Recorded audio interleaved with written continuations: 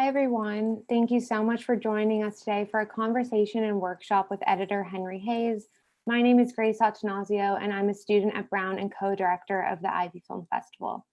Henry Hayes is an acclaimed editor, director, and writer. He graduated with a film degree from NYU's Tisch School in 2015, and soon after began working as an assistant editor with credits on the film Goat and Sundance breakout Patty Cakes. Henry has edited a number of short films, and in 2019, he edited his first feature, Mickey and the Bear, which premiered domestically at South by Southwest and internationally at the Cannes Film Festival. Henry wrote and directed the short film Jahar and directed Rogers and Tilden. Both shorts premiered at the Tribeca Film Festival, and later Rogers and Tilden was selected as a Vimeo staff pick. Henry also works as a freelance editor and has worked on projects for clients including Walmart, Netflix, Snapchat, AT&T, and Apple. And lastly, he edited the music videos Falling Water, Alaska, and Dog Years for the incredible Maggie Rogers. Thank you so much for being here today. My pleasure. Happy to do so. Okay, so I'm going to start off with some introductory questions, and then Henry will take us through a workshop and outline his process. And to end, we'll take questions from the audience. If you have one during the talk or the workshop, please drop them in the QA box. So firstly, Henry, can you tell us how you got into editing? I think I'm definitely like one of the iMovie generation. You know, I came to editing because I was just a little computer nerd, and I had iMovie on my laptop, and I was like, oh, this is fascinating, and that's kind of how I came to filmmaking, was wanting to just like play with that technical aspect. And then my parents were super supportive and sent me to filmmaking camps and stuff. And I learned how to use Final Cut. And then when I got to film school, that was the thing I felt most comfortable with. So that's kind of the path I went down, was learning that and then trying to work as much as possible. So, trying to cut projects for seniors when I was a freshman, and trying to get hired as like an edit PA while I was in school. So for finding those jobs, like as an editor, what is the process like? Do you have an agent, a manager, or is it more like word of mouth referral based? I mean, when you're starting out, it's just like, who can you beg to like let you come on and try stuff?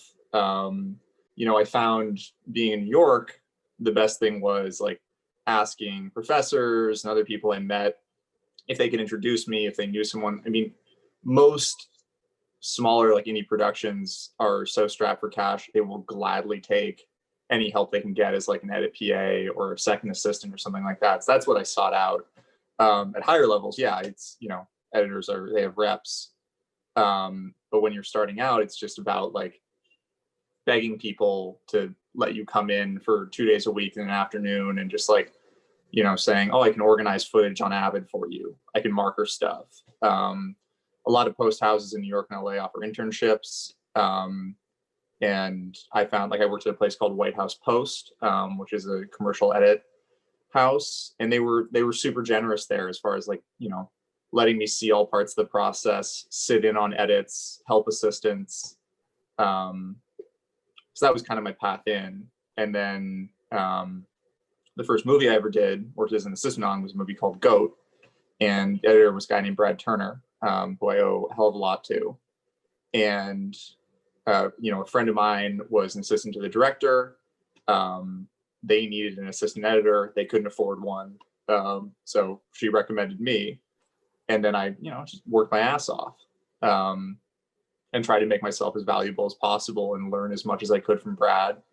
And then he was incredibly generous as far as letting me cut scenes, sit in with him and Andrew, the director. And then he did another movie called Patty Cakes, and hired me again as an assistant.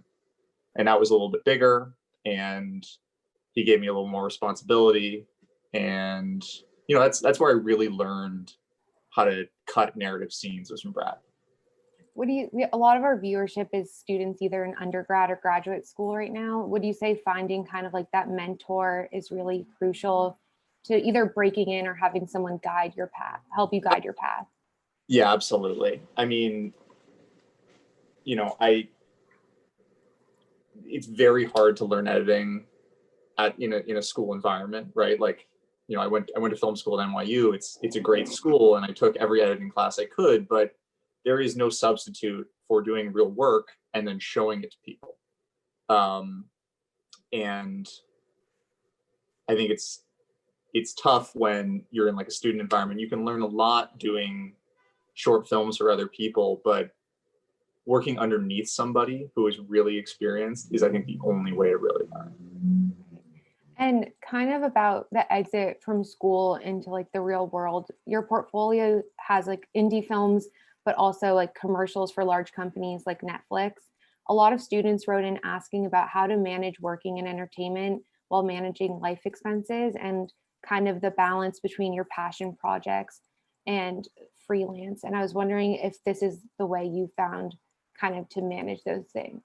Oh God, I mean, it's I don't know. Especially when I was starting out, I think almost to my detriment, the thing I did was just I never said no to stuff.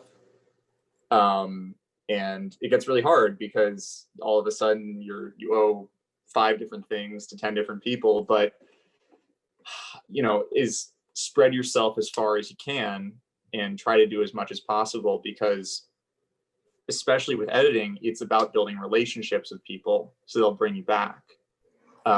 And I think in other disciplines in filmmaking, like if you want to be a director of photography, you can have a reel that can be kind of divorced from the work itself. It's just like, oh, I'm not trying to belittle anyone who's a DP, but it's like, these are some pretty pictures and you can get hired off of that. But the way you get rehired as an editor is building relationships with directors. So when you're starting out, finding other people who are at the same level or hopefully a little above you, who will give you a shot and give you work, and then you can rise with them. I was just gonna say, what is the relationship like between the director and the editor? It takes all forms. Sometimes it's just like, the two of you are locked in, you're there to work and you're friendly and that's it. And other times you're playing therapist. I find that especially in the commercial editing world, people, you spend enough time in a dark room with someone where they're sitting on a couch and you're sitting behind a desk, it can feel like a therapist relationship a little bit. But it creates a lot of closeness, just because it's, you're doing 12 hours a day in a dark room, working really, really hard on one thing and obsessing over, it could be 10 seconds for an entire day. You're just obsessing over that and trying to make it as tight as possible. And so that it breeds closeness. And also, there are times where you can want to murder each other. Interesting. So a lot of people are wondering if they're a director or if they're kind of like shooting their own short films in college and they either don't have the budget or they don't know someone who can edit their film. Do you have recommendations for how to learn like the building blocks to editing? Yeah, I've directed some films and cut them myself. And I think when you're starting out, it can be really, really useful to cut your own stuff, because then you have to face your mistakes yourself and you can learn. And then at a certain point, it becomes less useful, because the whole point of having an editor is having another set of eyes who is divorced from your original intention and has less emotional connection to, it's like, I prefer not to be on set that much because I don't want to see how hard it was to get this shot, because then I'll feel like I have to include it in the movie, right? And so, I think if you're a director or a DP and you're starting out, it's really useful at first to cut your own stuff and just to like learn that process and understand, as far as like scene coverage and directing actors, like, out of the heat of the moment, offset, what that actually looks like and what you gave yourself. But what was your question about, like finding people? Kind of like, if you can't find an editor or you don't have the budget to, how would you teach yourself like the building blocks to editing? Or like, are there tutorials that you recommend? Or I think, learning the software is really important, and that can be done online now. There's some 12-year-old on YouTube will teach you how to use Adobe Premiere, no problem. But there's Linda and a bunch of other places that can teach you the basic skills that you would need to use an NLE, a nonlinear editor, whether it's Final Cut, Premiere, or Avid.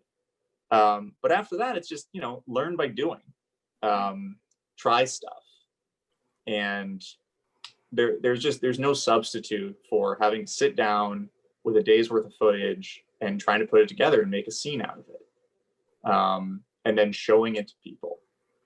That's the other thing I found when I was starting out, is that I would do creative work and then hate it and not want to show it to anybody. And it's like the final part of the creative process is letting other people tell you what works and what doesn't, and then you learn. Is there a certain software you recommend people start with?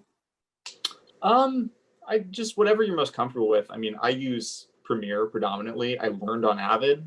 And I think if you want to take the straight path towards being a working film editor, I would probably try and at least learn the basics of Avid so you can get assistant work on bigger shows. The commercial world that I work in, just about everything happens on Premiere because it's super flexible. And I know people who use Final Cut and love it. So I'd say, especially when you're starting out, if you're just trying to teach yourself, use what feels comfortable to you and what you have access to. Got it. And do you have any recommendations also for, like, you just shot your first film and you have all this footage, to like how to kind of approach that at the start? Well, my first recommendation is, before you shoot your film, find yourself an editor.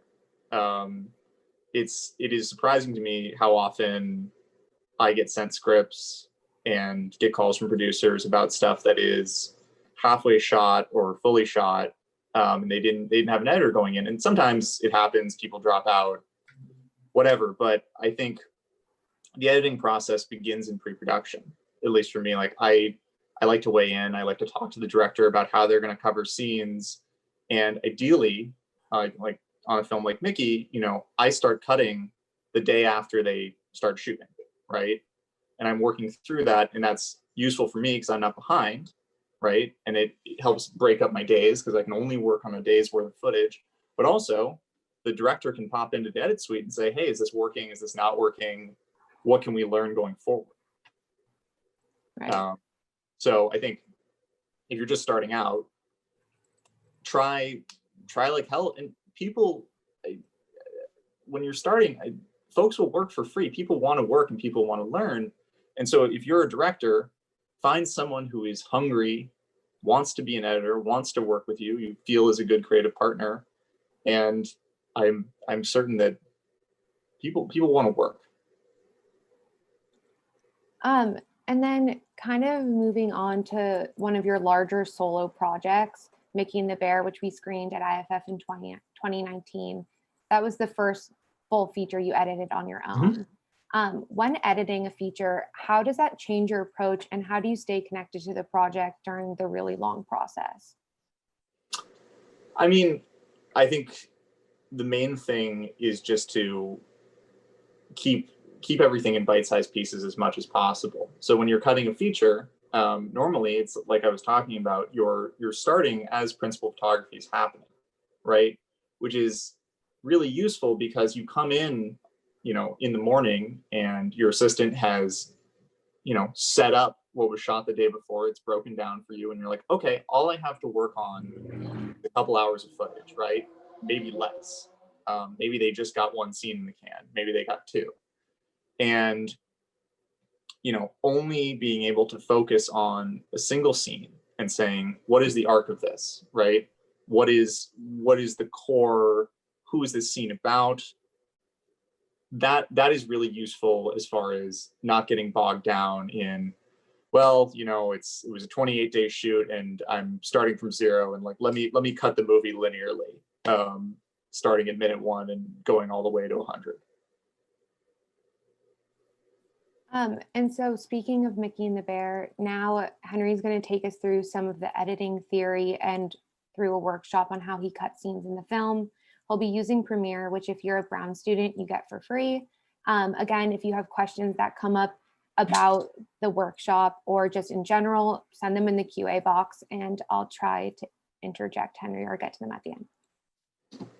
Yeah, just speak up if anyone has any questions. Let me see if I can share my screen here. Okay, so what are we looking at here? Grace, just stop me if I'm going too quickly, but I have a simplified project here of what I would see day to day working on Mickey.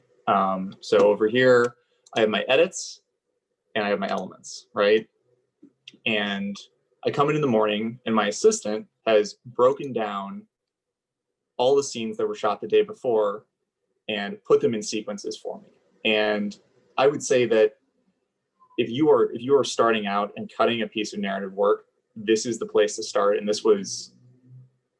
organization is so important when you're cutting something, because if you're slowed down for a second, not being able to find a clip, it can completely take you out of your flow and the rhythm of the edit. So what I see when I come in is this is scene 33, right? And I can see how this is organized. So I have 5 distinctive blocks here, right? So 1, 2, 3, 4, and 5. And I know that those are 5 different setups, right? So there are 5 angles on the scene. And then inside of that, if we go in, I can actually see the takes broken up.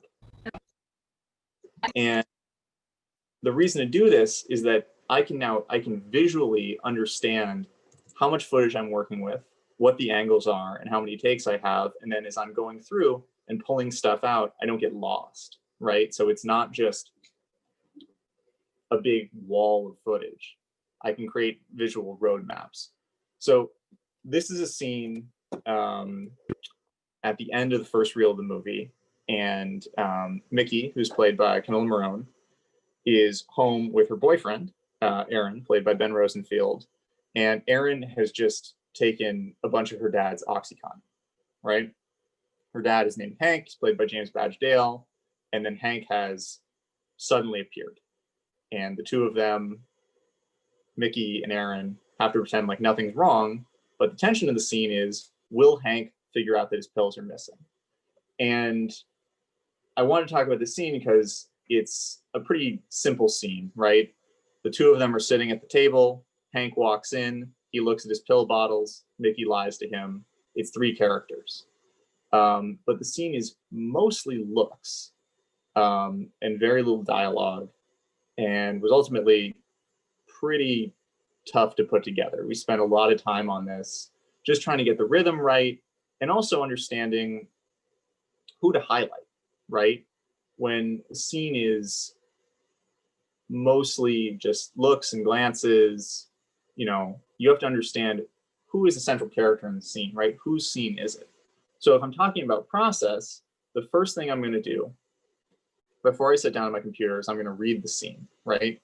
I'm going to get the script in front of me. I'm going to read the scene. I'm going to try and understand what is the central tension in the scene, who is the star of the scene, right? And that will help me understand whose POV I'm going to cut the scene through. And sometimes you read a scene and you don't know who the protagonist of the scene is. And the protagonist of the scene is not always the protagonist of the film, but if you're unsure, it's usually a good place to start. So in this scene, Cammy's character, Mickey, is definitely the protagonist of the scene. So I'm going to internalize that and understand that I need to constantly track where she is and what her emotion is. And then I'm going to sit down and I'm going to look at all this, and I'm going to watch down all 45 minutes of this footage. I'm going to sit there, I'm going to take notes, and I'm just going to watch. And my assistant has started the clips after they called action. Hey, Dad. Hey, honey. And I'm going to watch all this down. I'm going to watch every angle, and I'm going to start thinking about how I want to put the scene together. And I'm going to try some stuff, and every scene is different. There are no hard and fast rules about how to start how to end, but what I usually try and do is I find an anchor take, right? So I know this can be seen. What's up, Grace? We just got, someone was asking about, we were just talking about the relationships between characters, and would you say that those relationships and dynamics take stake between the relationships, dynamics, and stakes between characters takes precedent over dialogue when editing? Yeah, I mean, almost always. I think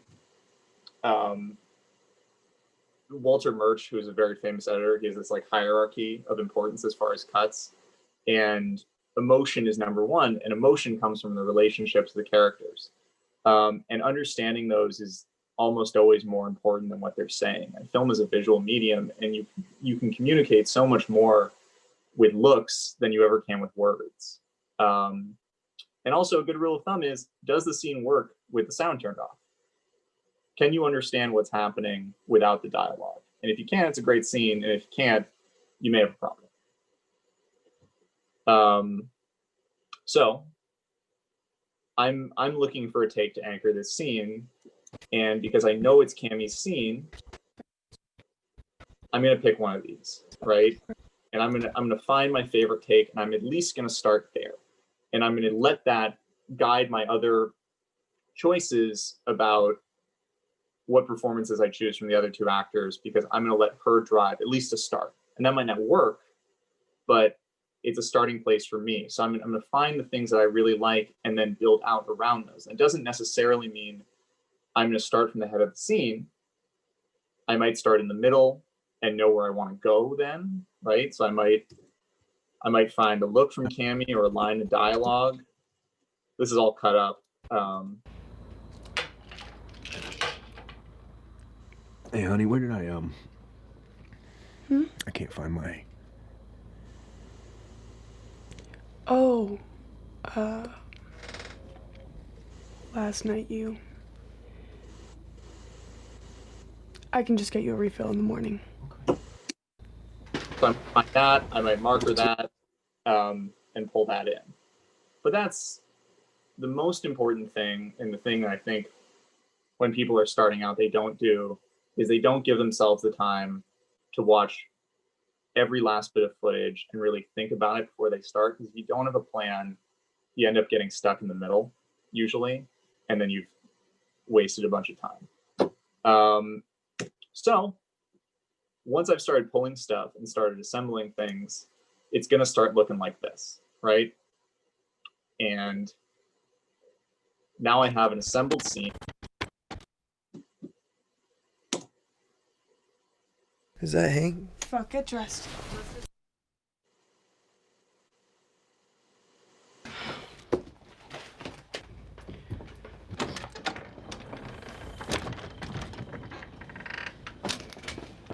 Hi, Dad. Sweetheart. Mr. Peck.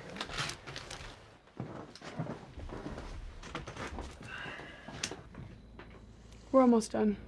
I think you're done.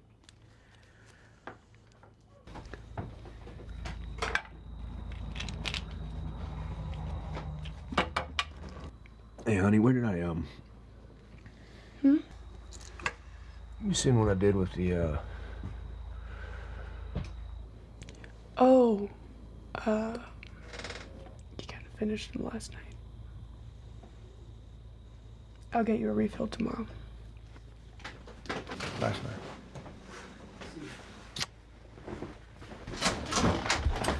Byron.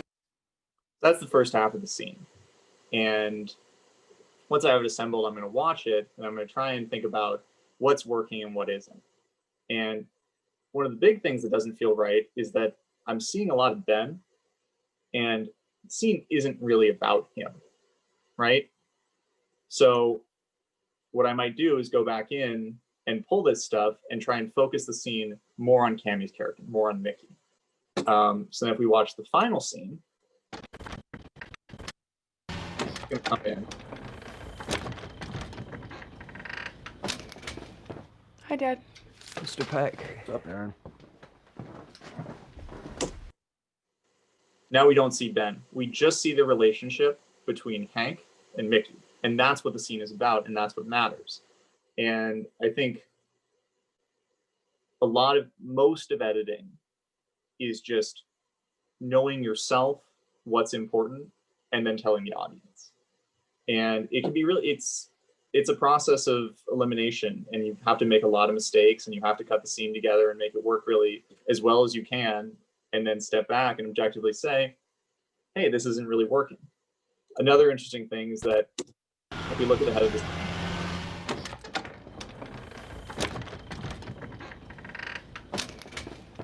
Hi, Dad.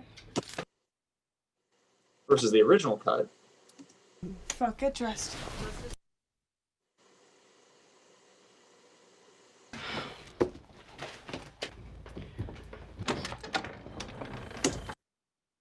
you notice there in my first pass, we're watching Mickey and Aaron get ready before Hank comes in. And it worked this way until we started putting the scenes in sequence, and we realized that it's actually less dramatic to see them here getting ready, because then you know exactly what Hank is walking into. And those are things you may not understand until you start putting the scenes together with one another, seeing what precedes it, what comes after. And that's the next step.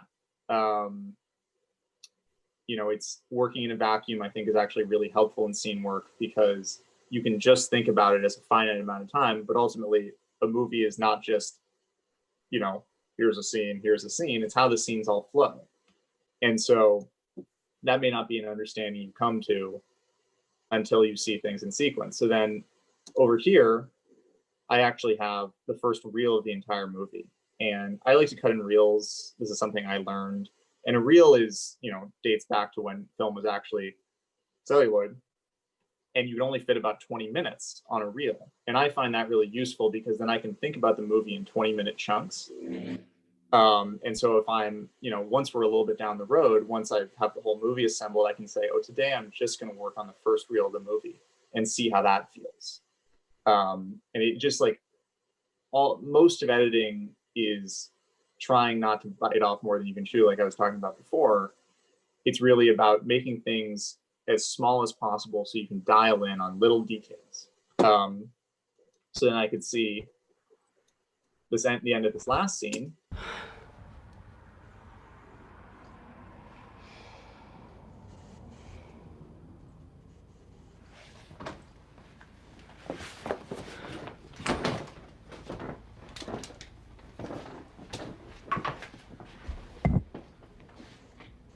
They're making out. They fought. He's stolen her father's pills. He's a jackass. And then they see the car. Is that Hank?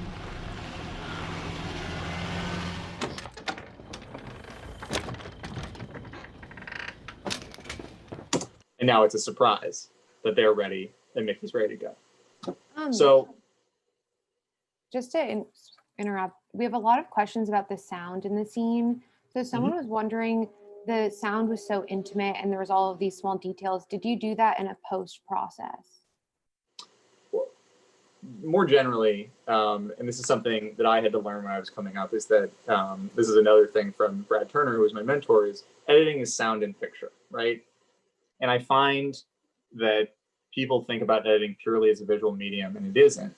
And what you want to do is just make the picture edit work and say, oh, we'll solve the sound and mix. But the reality is that you don't know if the scene is working unless it works both in what you're hearing and what you're seeing. So I try to get as granular as possible as far as making mix work, adding sound effects.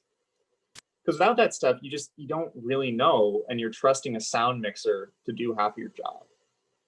So yeah, you can see in the final scene, there's a bit of layering, and then ultimately when we have the entire movie cut together, there's a ton more happening just in my own timeline as far as adding sound effects, adding ambiances, because you're doing test screenings for people, you're showing the movie to as many people as possible. If they're getting hung up on a bad sound effect, or they can't hear a piece of dialogue, you're not getting their honest reaction.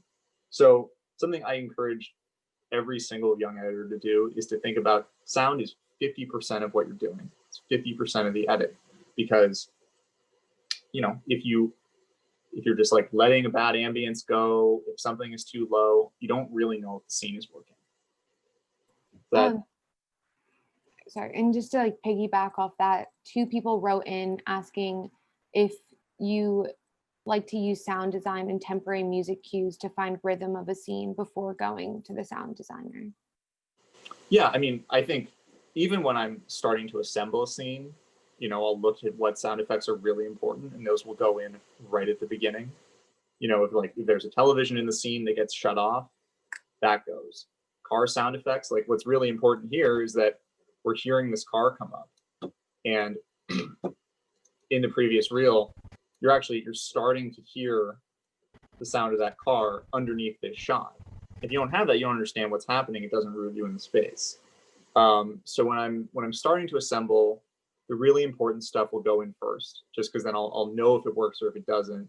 And then I'll go back as we're refining the edit and try and get as granular as possible about adding other sound effects, adding ambience beds underneath so that the dialogue will match. I mean, a scene like this, they're shooting in a real trailer in rural Montana. And so there's tons of there's pretty loud ambiences of natural sound effects, cars passing and stuff like that. And so, you have to do what you can to fix that stuff before you send it to mix. And do you like to sometimes like put in music of your own before you kind of like finalize that, or? That is purely a preference of the director. Temp music, I think, can be useful in certain situations where, the scene was shot in a certain way. If it's a montage, if it's designed to be a musical sequence, then yeah, you have to use temp there because otherwise you're not going to know if it works. But it certainly should not be a crutch. And I don't like to start bringing temp music in until I feel really good about how the scene is cutting together. Because ultimately, unless you know that it's a music cue that is going to be in the movie that you're going to buy, or if your composer has come on beforehand and is sending you cues, you're going to fall in love with something that you're never going to have. And there's this great video on YouTube about the problem with temp music in Hollywood movies, because you'll actually hear that, they'll cut a feature with a bunch of temp music, and then they'll go to the composer and ask them to basically just do that same temp track again. And that's why Hollywood music, a lot of it sounds the same in big action movies, is because everyone's pulling from the same libraries of temp music. They're all using, the same Hans Zimmer track.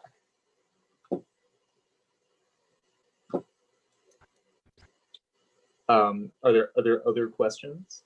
Not at the moment. Okay. But that's, this is basically the process, is that, you get the thing put together, you try and make it feel as good as possible, you make the rhythm work, and then the next part of it is laying it into the movie and seeing how the scenes all play together. And then you iterate, and you work with the director, and you show it to people, and they tell you what works and what's not working. And, hopefully in a couple months, you have a movie that you're proud of. Yeah, that is the process, as best as I can describe it here. I have another question that Sure. just came in about kind of color correction. Who does the color correction? Do you do that in Premiere, or is that another software? So I'll have a LUT shared with me by the director of photography, and you can see that right here. My assistant has put that on all the clips. So if I turn that on and off, you can see the raw footage coming off the Alexa, and then here's it with a LUT. And what I would say is never cut something that does not have at least a temporary grade on it, that you not have a LUT on it, because you just don't know. And I know editors who, when they start assembling the movie, they'll even put like the opening logos on the film and the opening credits, because what you want to do is get as close to the finished product as you can here in Premiere, so that you know exactly what you're sending off to a colorist and to a mix house. So I'm of course not going to do the final color correction. A really talented colorist who makes a boat ton of money, he'll do that in a color suite. But I will do like basic correction if it helps tell the story and lets us know that we can use the piece of footage that we're working with. Other stuff that will happen is I'll do garbage mats, right? Like sometimes you'll have a scene where two people are talking in a two shot and you want to actually condense the amount of time between the lines of dialogue. You can layer the two shots on top of one another and actually razor blade down the middle. And that's a tool that wasn't available to anybody 20 years ago. And now anyone can do that in Premiere. Someone wrote in asking, what skills does an editing assistant have? You, the editor, are creative, and how do they help you? I mean, the biggest thing as an assistant is organization, right? Like that becomes your job. You know, on bigger and bigger shows, there will be multiple assistants. There are people who, you know, are just in charge of like organizing visual effects and stuff like that. But as on a smaller show, you know, as the assistant, you have to know where everything is. And when the editor asks you for something, you have to be able to get it for them immediately and tell them where it is. And also, if you're an assistant, you know, you're the one in charge of setting this up, right? Prepping these sequences for the editor. And so being hyper organized, being super competent, and also being able to roll with the punches, I think those are the most important things. Having a really good attitude, being on time, like all the general stuff. But organization is key. I think editors themselves have to be quite organized, but if you're doing organization for someone else, it's a must. Someone is wondering if you ever feel stumped with a scene where you've tried everything and it's not moving forward. What do you do to have a new perspective on it? I call the director and I say that we should cut the scene out of the movie. No. What I usually, you know, take some space, right? I think I'm a big believer that going for a walk or working on another creative problem will usually give you the answers. You know, I know when I feel really stuck, I'm just like pulling my hair out. I am completely out of the creative process. So solving a different problem, I think, is usually the best answer. And, you know, just film is incredibly malleable. And I think that that's something I continue to learn and be reminded of, is that there are more solutions in front of you than you usually realize. And sometimes it's, oh, you know, I need this person to say a line of dialogue, but in the coverage, they're in the wrong place. And so it's like, okay, well, we just won't be on them for that. And trying to think outside the box and not being precious about the footage, not being precious about the performance, camera direction, and just trying to make it work in some way will usually get you closer than looking at it and saying, like, I don't have what I need and it's impossible. While you're working on these projects, do you like to have like two going at once, one that's more like creative and then one that's maybe more like commercial work at the same time? I mean, usually that's how it, on a film, no, right? It takes all of your time and all of your energy. But right now, you know, I'm working on a commercial, and I also have a short that I'm working on. And that helps keep me sane, because commercial work can be amazing. You know, they're short periods of time with very talented creative people, but the objectives are different than they are with a narrative work. So I like to have two of those going at the same time, but when you're working on a film, it really is the only thing that you can focus your attention on. It's just, I find, you know, it's exhausting to live in that world. And so it has to have all of your focus. And then if it's the weekend or whatever, you have to go off and do something completely different. Two people are wondering if there's a movie that you recommend that is well edited, or some things that you can look at to see like editing done right. I always recommend All That Jazz. I think that's one of the best edited movies ever made. And I love it. And that was shown to me in an editing course. And I think if you want to learn about rhythm in editorial, I don't have enough good things to say about that movie. It is a remarkable piece of editorial work, and also is the movie is directed by Bob Fosse, and it's Roy Scheider, and he's playing this guy who's a choreographer. He's basically playing Fosse, but also over the course of the film, he's in the process of editing this other movie about a comedian. And so it's this amazing commentary because they're like sitting in the theater and watching edits over and over again, paired with these just incredible dance numbers. So that's always my go-to. And that movie is criminally underseen.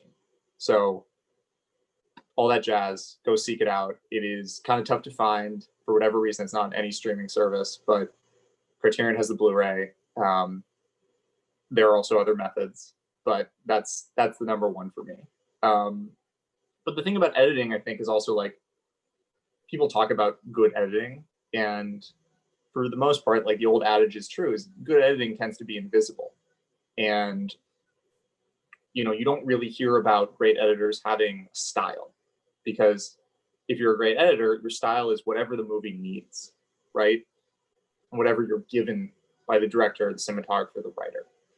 And so I think the key is just to look at films that you love and look at individual scenes, look at chunks. And if you're trying to learn, just deconstruct the coverage of scenes, why they're cut the way they're cut. And also thinking about when directors don't cut, right? Steven Soderbergh is a great example. Annie, the director of this movie, she and I talk about his TV show, The Nick, all the time, because it is this editing style that is incredibly spare. He'll cover dialogue scenes on an actor who doesn't have a speaking role. So just, I think that if you're trying to learn, think critically and watch and watch and watch again stuff that you care about and that you think works really well, and then try and figure out why.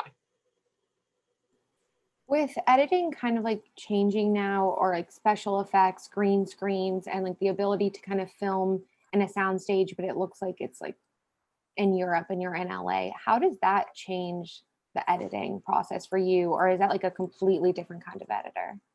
Well, there are visual effects editors on big shows like that. There is someone whose entire job is interfacing with the VFX department and doing rough temp VFX themselves. So it doesn't change the job of like a lead editor that much. What it does do is it can make our jobs easier sometimes. I was talking about the garbage mat thing and kind of like, connecting two separate shots and making them one, and moving around little bits of dialogue and bits of performance. There are so many more tools now that are available to everybody than there were to anyone 20, 30 years ago. So, it's like the technology is amazing. The fact that I can get 90% of the way there in my NLE is incredible. But no, it doesn't change my life that much. And then for our last audience question, someone's wondering, if you don't have your own film to cut right now and you're an editor just starting out, what's a good way to find small projects to start practicing your skills? I would talk to people. I think you could offer your services on the internet, right? But I think you might not find the kind of project you're looking for. What I would do is just do whatever you can to meet other filmmakers. Whether that's like movie clubs, stuff around campus. Like if you're a college student, there are absolutely other people at your school who are trying to make movies. And if you go to them and say, I'm an editor, I want to work, that's one more piece of the puzzle for them if they're a director towards getting the thing made. It's one, maybe that's the push that they need to go into production on something. But really it's about, trying to surround yourself with other people who are working and know other people who are working. When I was starting out, I definitely did work for strangers. And that's part of the job, but it's a hell of a lot more fun when, especially if you're new at this, you can learn and make mistakes with people that you already have a relationship with. Yeah. I mean, I think it's so like when you look at your IMDb, you've edited like thousands of short films and like commercials and things. And so like definitely shows how much work goes into becoming like an editor, and kind of practice makes perfect. Yeah, and it's like what I was talking about before, rising with people. Working on shorts, working on small projects, not saying no, because the reality is that not every movie you cut, the director of that is not going to turn around and make the next Marvel movie. But if you're surrounding yourself with smart, talented people, a few of them are going to keep working, right? And so Annie and I, who's the director of Mickey, we'd done 3 shorts together. She got to make her first feature, and I got to cut it. And that is, I think, there are plenty of people who go the assistant path, and I think it works really well. And the two are not mutually exclusive. But just speaking personally, just working as much as possible for people that I believed in is the thing that has helped me grow in my own career. Yeah, I think it's so important to keep in mind in like a very competitive field like entertainment, film, and TV, that in college, your colleagues are like your best collaborators rather than you're like someone you should be competing with.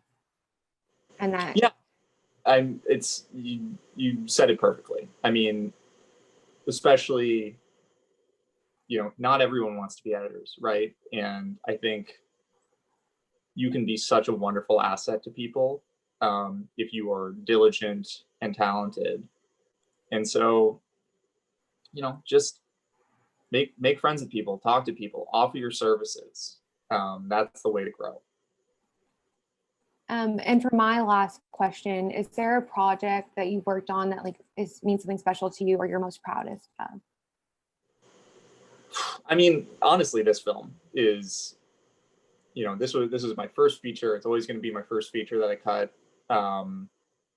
And as far as independent film goes, pretty successful. And so I feel incredibly grateful to Annie and everybody else who made the film happen. And then everyone who went out and watched it and supported it. So Mickey is certainly like the most important project to me so far. Yeah, I mean, I can imagine watching it like on a big screen in a theater for the first time. It's probably super special. Yes, I mean, that is, that's like the drug of filmmaking, is you work really hard in a small room with a couple people, especially as an editor, for months and months and months, and a few people see the thing, and then all of a sudden you're sitting in the theater in non-COVID times, and you're watching a bunch of people experience that thing that you've made for the first time. It's better than drugs. Okay, well, thank you so much, Henry, for taking the time to join us today. It was incredible to hear from you and get an inside look at the editing process. And thank you to everyone who came out and viewed and asked questions. Stay tuned for our next career chat at 2 p.m. with Brown alumna, screenwriter, podcast host, author, and creator of the viral Twitter account, Guy in Your MFA, Dana Schwartz. Register on our Eventbrite for the Zoom link and have a wonderful rest of your weekend.